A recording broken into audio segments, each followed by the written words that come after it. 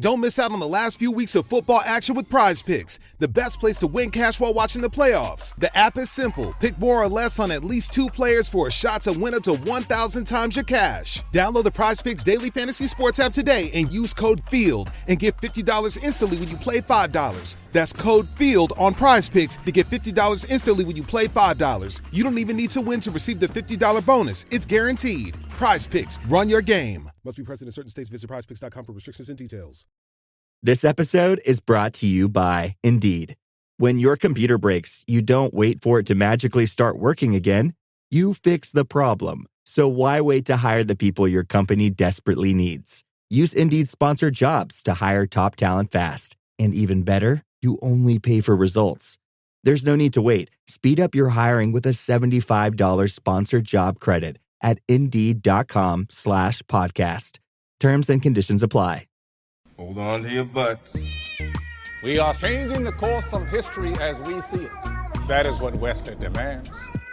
Now this affects Iris. Iris, where are you? What you feel only matters to you. I do not entertain hypotheticals. The world as it is vexing enough. Iris, I have a tip for you.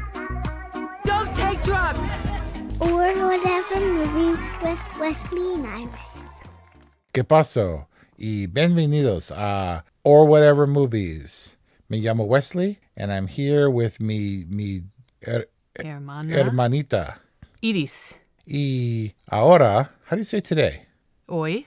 We're talking about a movie from 2024, EMILIA, PÉREZ, and thus we are discussing a movie about the triumph of love. Is this movie culturally significant for Mexico? EMILIA, PÉREZ, the movie, Yep. highlights one of Mexico's biggest problems. The missing persons problem is real, but that's not Mexican culture per se. Mexican drug cartels, we being in Southern California, hear a lot about that. But again, does that talk about culture? Mexicans at large, and I'm half Mexican American, so I'm not by no means an expert, but Mexicans at large, in response to EMILIA, PÉREZ, seem to think that if this is culturally significant, it's misrepresentative of that cultural significance. Yeah, and why is that, do you think? People talk about the characters being cliched. Unfortunately, they criticize Selena Gomez's Spanish. One reviewer said that just the extreme lack of detail without a real Mexican national or Mexican authority lends itself to feel really inauthentic. The prison, it would be called penitentiary, but instead, because the director is French and these actors are not Mexican, no one, and apparently is no consultant on board. That was inaccurate. There would never be a prison called prison. Was it Carcel? It was painted hugely on the wall. Yeah. So I wanted to find out what you thought about Jacques Audiard, who's the French writer and director, directing a movie about a culture like he's interested in, but doesn't have any real reference for. It's not like he lived in Mexico. When you said it highlights one of Mexico's biggest problems, do you know that human trafficking or whatever was like number 3 on my list? I was like, wait, do you mean drugs? Do you mean their views on transgenderism? The human trafficking, which entered into EMILIA, PÉREZ, an hour and a half into the movie? Something like that. And yeah. And so that perspective, it is, like you said, getting some flack. And Selena Gomez isn't a native Spanish speaker. Zoe Saldana says that that's her native language. It's more like the representation of this movie in America strikes a weird note than the movie itself, because I don't have any real reference for Mexican culture. I just wanted to know what you thought. Well, you're as much of a Mexican-American authority as I am. Yeah, but Mexican-American authority. But I'm the interviewer, and I need to remain neutral and impartial. Okay. All right. So slightly controversial, EMILIA, PÉREZ, but in terms of marketability, no press is bad press, and it's bringing EMILIA, PÉREZ, in addition to its Golden Globe wins, in front of people, in front of North American and international audiences. A lot of talk about this movie. We'll see how far it goes. Unfortunately, I'm of the opinion that whatever other accolades it gets, it won't win Best Picture. And I think it's because it's so firmly a lock on foreign language film. Ah, foreign language film. I thought you were talking about Carla Sofia Gascon and a nomination for her. Maybe a nomination, but I don't know that that's a given. But this seems so, I mean, it's really about not necessarily the quality of movies, but rather how high the profile is. For a foreign language film, what's more high profile this year than Emilia Perez? That's not a question. Oh. In Emilia Perez, are the songs really happening? Or is this a musical in Rita's head? Well, Rita may be the driver of the majority of the story of Emilia Perez, but her head is certainly not the only one that we get into. I did write this question before Selena Gomez woke up and started singing to herself, or when Rita wasn't the character in the scene. There were a few scenes later. It did take a while, though. It did. So then I think that narrows your question down to, are these songs really happening, or are they more like soliloquies, just in musical form? Aside from the story, where we pause for a moment for Yep. exposition, which I have to say, like in Hamilton, if you don't have context for the story, I believe that exposition through song is a little bit disorienting. I mean, they give us some exposition, but they mostly just give us insight into the characters thinking specifically. I'm referencing specifically the song with Manitas before he becomes Emilia Perez, when he talks about wanting silky skin and to smell nice like honey. That's a window into some pretty intimate thoughts. I would say they're more happening in this world, in this universe. And I know people have been making fun of this movie, like, this can't be a real movie. Like, this is a joke, right? Specifically, the song that's talking about Nanita's gender-affirming medical procedures. But what I'm trying to say is, this is the kind of musical that we make fun of, right?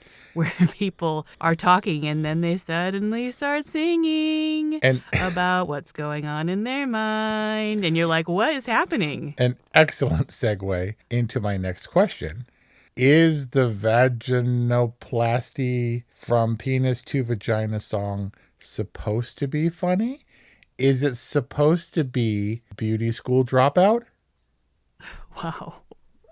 Go back to high school. Like they all had like surgical caps on, like those hair, the hair covers or whatever. And at one point, weren't they like kicking their feet up with their slippers or something?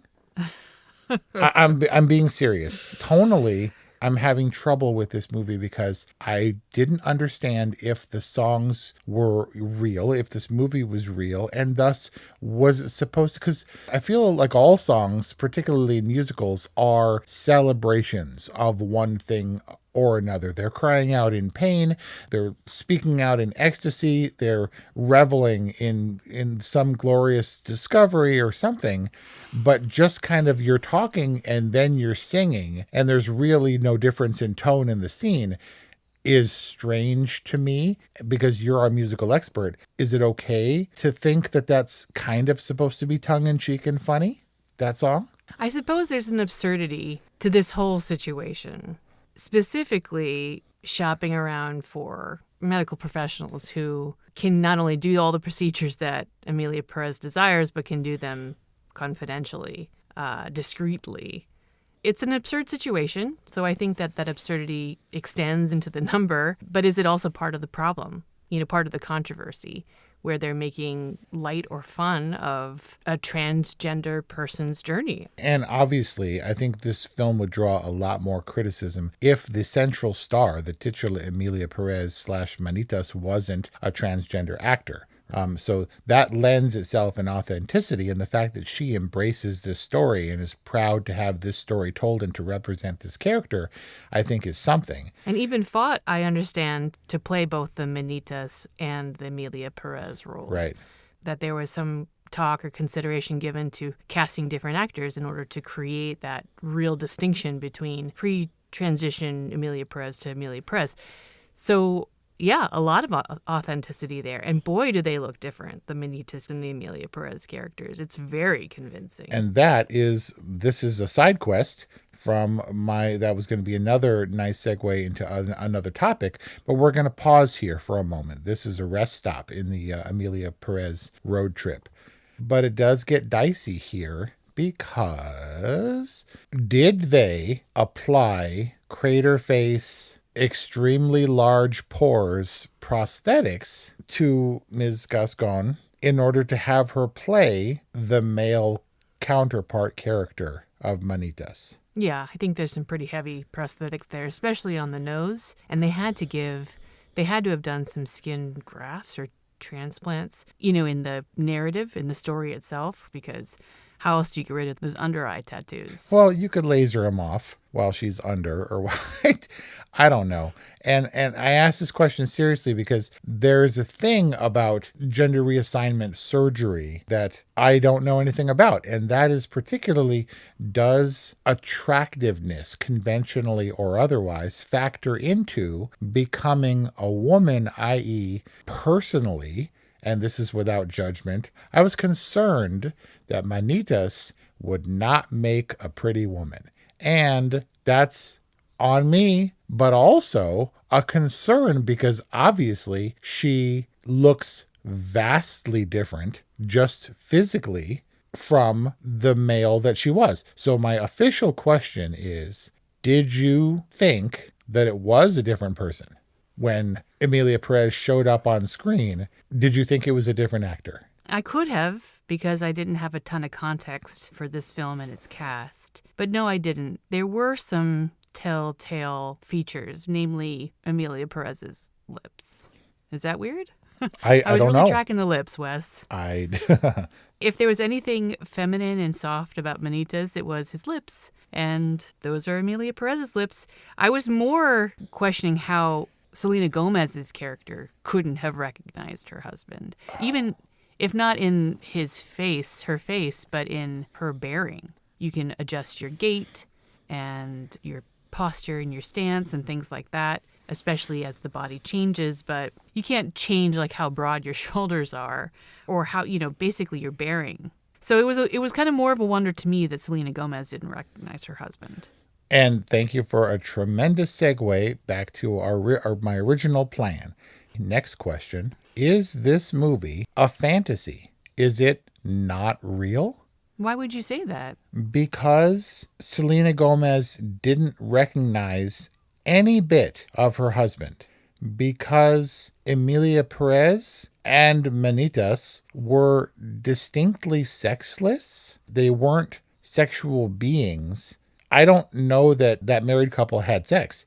Emilia Perez left his wife and children, left her wife and children like they'll forget about you in time, but he is still, was he not attracted to her? He didn't know. Emilia Perez didn't know that Selena Gomez's character was cheating, but it was like she was such a different person from Manitas. Was she also not interested in maintaining any kind of relationship with the wife, with her wife, or was it such a fundamental transition that she became a different person altogether and Selena Gomez was no longer her romantic partner? Does that make sense? I think that this was real. I don't think it was a fantasy. Emilia Perez's transition is more than just a gender transition. It's a complete change of identity, which is also part of what people are criticizing this film for. Because, gender affirmation transitions are, I guess, typically not in the majority changes of identity. They're changes of sexual identity, but they're not trying to conceal their past or put it behind them, or in this case, basically escape the wrongdoings that Manitas did as a drug cartel boss. It was a little bit of a stretch when Emilia Perez says, "You're not taking my children." I definitely thought that was the moment where Selena Gomez's Jessie character was going to put it all together. She doesn't put it together until there's the outright reveal, confession in the shootout. So I thought that was a little bit of a stretch. But other than that, even though I said I couldn't really understand how she could not recognize her husband, I had to also put myself in her shoes. Her husband, for all intents and purposes, died. Yeah. She had years to live with that, reconcile with that. And apparently he gave her no clue that she would suspect that he would come back as a female. Like, if I just don't know. If Brian died and then I saw a Brian-looking female, I probably still wouldn't think it was Brian. Well, Brian's kind of a pretty dude. He is kind of. Anyway. So, it's true. Keeping with, is this a real movie? You remember Terminator Dark Fate? Spoiler, the Terminator becomes like a drapery kind of dude. Yeah. And he has a romantic partner. And Sarah Connor's like, what's up with that? She doesn't realize you're, at the very least, aside from the not having sex, that you're 800 pounds. And in this movie, when Epifania showed up and she and Emilia Perez boned, like, she would know, right?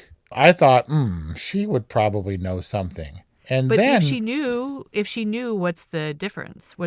How does that affect anything? I guess it doesn't. Epifania is not connected with Jesse or with Rita, at least not until the end. Right. No, I mean just physically. But Manitas becomes Emilia Perez. Emilia Perez becomes an identity known as La Lucecita. Yeah, when she basically takes on her humanitarian role. A very public figure. Is it fantasy that in this role, in this world, La Lucecita, would her past bear scrutiny?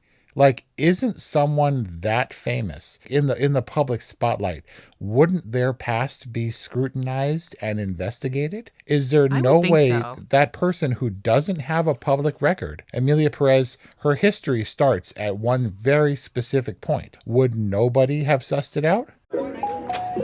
Hey, Atlanta. Apple is open for small business. That's right. We're here to make starting and running your business simpler. With privacy and security built in on all devices, it's easy for you to protect your customers' data. And if you need hardware or software support, you'll get advice from business experts at no cost whatsoever. So you can focus more on the soup du jour and less on, the other stuff. At Apple, we're open for your small business. Go to apple.com/small business or visit an Apple store to learn more. Your neighborhood just got cooler with Kroger Delivery's refrigerated trucks. Simply order groceries at the same great prices online as in-store, and we'll bring them to you fresh every time. And if that wasn't cool enough, you can now earn 4 times the fuel points after 4 with your digital coupon. Choose a next-day Kroger Delivery time slot for 4 p.m. or later on Tuesdays, Wednesdays, and Thursdays. Must deliver by February 4th. Restrictions apply. See Kroger.com for details. I would think that Emilia Perez taking such a high-profile role with her nonprofit seemed very risky to me. And Rita more or less advised her against it. But what could Rita do? If Emilia Perez wanted to go public, then she was going to go public. So the best she could do was just try and help her maintain that new image. If Manita's wife was convinced that Manitas was dead, then we have to assume that the public was pretty well convinced as well.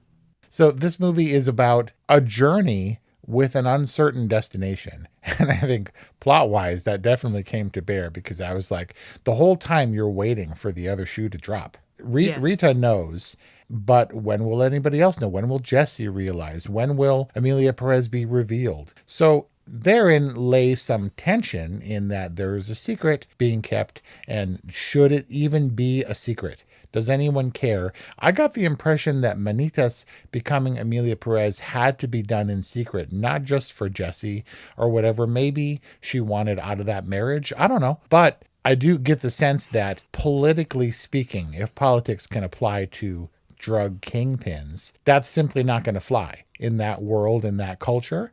It's not like he would be respected by his people anymore, if that makes sense. I don't know. I don't really have a basis for that. It seemed to be that he was keeping it secret because his position was untenable for where he wanted to go. So when Epifania is introduced to the story, and then when Jessie, she's revealing, totally oblivious to the fact that the person she's speaking to was once her husband, did you not feel the tension there? Like, oh my God, this is where this is going to go. Because Manitas was a ruthless criminal. Yeah. And despite the gentlest kidnapping in all of history, I think Rita she was scared to death that she was going to be the loose end that Emilia Perez needed tying up so that her secret would be safe forever. She thought she was going to die. Yep, that was her first thought when she saw the ghost of Manitas at that dinner. Did you think that Jesse was going to be hurt or killed for the revelation? That's not the real question. And then Epiphania comes in and she busts out her knife and you're like, oh no. And she's in a room with oblivious Emilia Perez, who's on her little computer and stuff. And you're like, she's like a cartel person or something that's going to knife her. Right? I think it was obvious that we were supposed to think she was going to potentially use that knife on Emilia Perez, right? They weren't making eye contact. Emilia wasn't tracking her. I think she even moved behind her at some point. And I was like, oh, no, never turn your back. Manitas presumably had enough enemies that we could assume that the threat was toward Emilia Perez. And therefore was the intention of this movie that those scenes, given an ambiguous plot direction, were we supposed to think, oh, here's where it all goes wrong? Were those scenes constructed for specifically that purpose? Yes, and it wasn't just gratuitous misdirection, because Epiphania having the knife was a key trait that Emilia Perez found attractive. Emilia Perez thought that it was kind of cute that she was like plucky and aggressive and that she wasn't going to stand for any further abuse, which was perfectly aligned with Emilia Perez's mission with protecting the vulnerable and in a way atoning for past sins. So yes, it was a misdirection, but I think it was also an important character point in the development of the Epiphania Emilia Perez relationship. And definitely, I think the strongest misdirect in this movie. Yeah, this film works on lots of different levels. Yep. Why was what's his nuts so resistant to stopping the car at the end? Like, they got away. Were they being actively pursued? No, there was no other car on the road behind them. They've got the person that, I guess he wasn't on Emilia Perez's side. Jesse was, and so she was trying to get him to stop the car because that's my husband.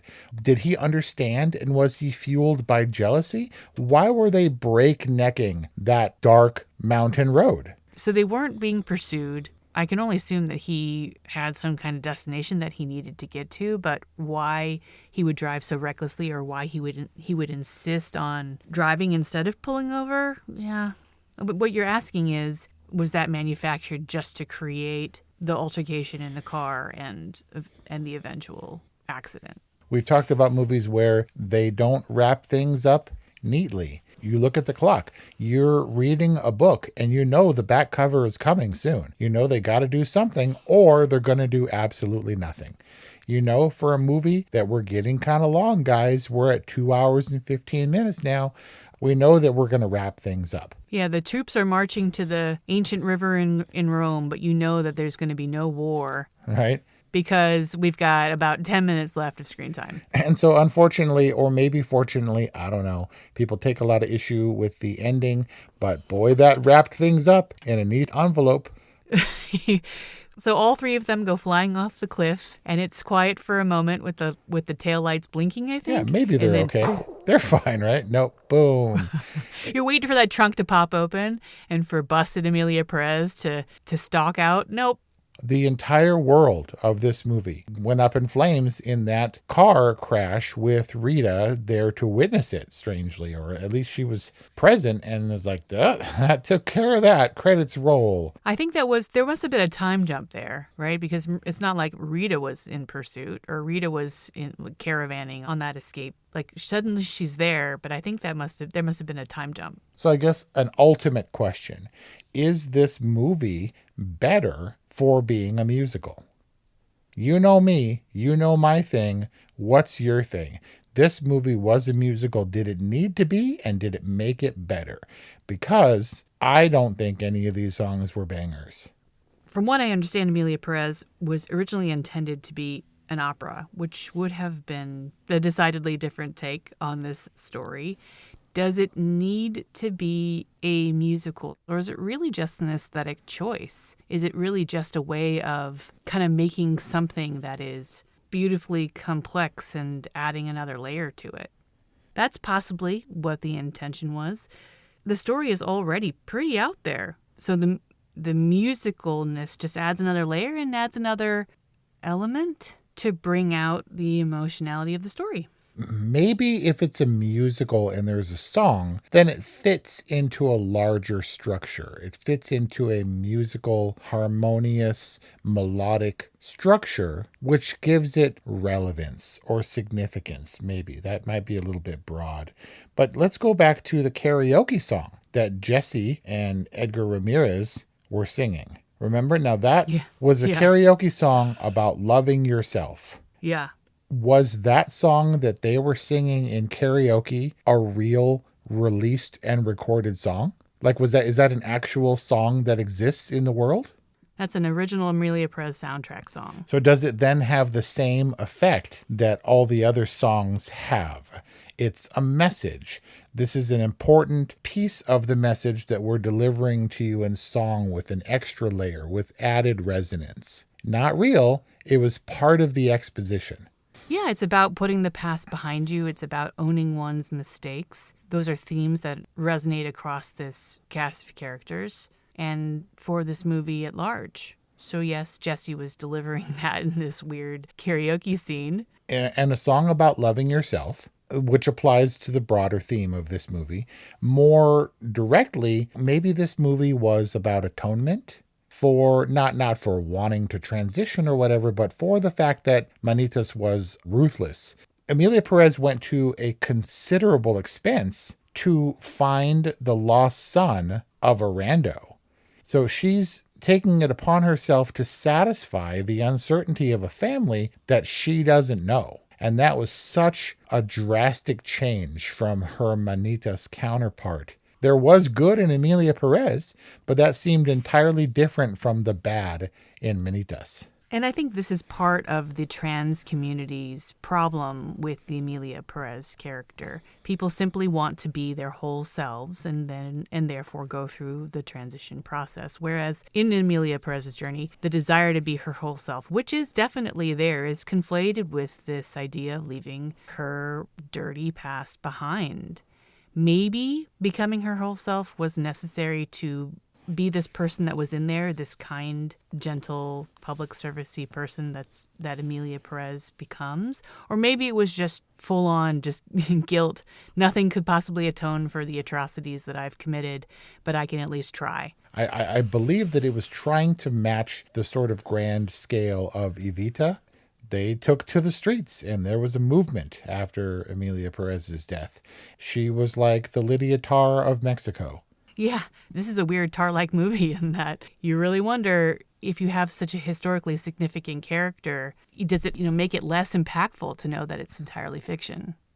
I think I got it, but then I read about all this resistance, the trans community or whatever, saying that it was a major step back. And there's been an issue with representation in movies like this when gay characters just die. And that's the solving the problem of their gayness in society. That's bad. The controversy around Emilia Perez isn't necessarily bad. I think that these discussions are important. Emilia Perez, like any other movie, doesn't have to take on the burden of the entire trans movement. Nor does Carla Sofia Gascon have to take on the burden of being the kind of sole representative. I think they're good conversations, and I think it's good marketing for Emilia Perez, especially in this very congested award season. And after having seen it, I certainly wouldn't be upset to see it succeed. All press is good press. Yes. It's taking what are otherwise pretty marginalized conversations and making them mainstream-ish because they're based on a common cultural experience that is Emilia Perez, the movie. I don't think that's necessarily a bad thing. I'm going to say it's a good movie. And if that comes with criticism, whatever, it's like, was this worth watching as a movie? And I think it was, because I didn't know what was happening. And I was along for the ride because I wasn't bored, or the musical numbers didn't take me out of it so much. A couple of the actors said that on this set, there were no wrong moves. They tried it. The director, Jacques Audiard, let them do basically whatever they wanted. They did their takes in what his vision was, and then they tried stuff differently, and they had fun. And it was always changing on the set, and we never really knew what take was going to be in the film. So many different aspects of our performances, each of us. And that's great. And I'm great you had fun and you guys all consider yourselves a family, Lord of the Rings style. But tonally, that has real potential for being a mess. And for however tonally Jacques Audiard got Mexico wrong, or however wonky Selena Gomez's Spanish was wrong, it still worked enough for me to give it an all right rating. But what did you think? Definitely not boring. Emilia Pérez is well crafted. Emilia Pérez is certainly different. It felt unique and transportive. I was invested in these characters, as bad as they were, which was ironic because I also felt a sense of relief when the car started to burn, not because I wanted anyone to suffer, but because it was time to make dinner and there was no getting out of this world without an explosion. A little bit, these characters were creating a lot of unnecessary and extra drama for themselves. Like, if you just kind of calm down and live a quiet life or whatever, then don't speed right now. You don't have to be driving that fast right now. So, in a way, and also, is the world better off for having, a couple less, criminally minded people, even if they're now peripheral? I don't know. As a movie itself, I thought that it was definitely discussion worthy here at Or Whatever Movies. So I'm glad we covered it. And I'm sure we're going to hear more about it as we approach the Academy Awards nomination announcement.